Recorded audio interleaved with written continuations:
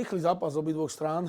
Nemyslím si, že sme mali úplne ideálnu prvú tretinu, nemyslím ani výsledku, ale 3 vylúčenia zbytočne úplne, jeden vlastne do 6, hej. Musíme si dávať na to pozor, pretože chalani neboli v tempe, ktorí nerali toho oslabenia a bolo to cítiť. A v druhej tretine sme zlepšili pohyb, kedy sme boli silnejší na puku, tlačili sme sa viac do brány, vlastne z čoho boli aj 3 góle.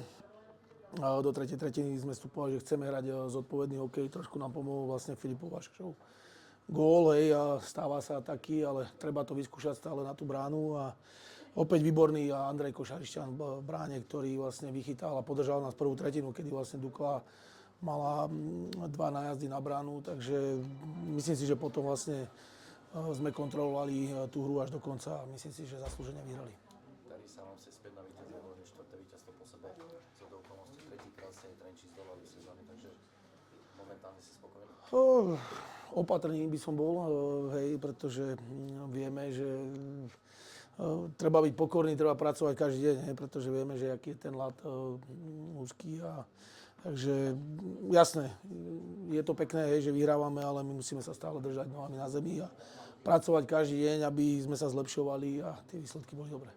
Predsa len víťazstvo nad Trenčínom, to má pre teba takú inú príchuť.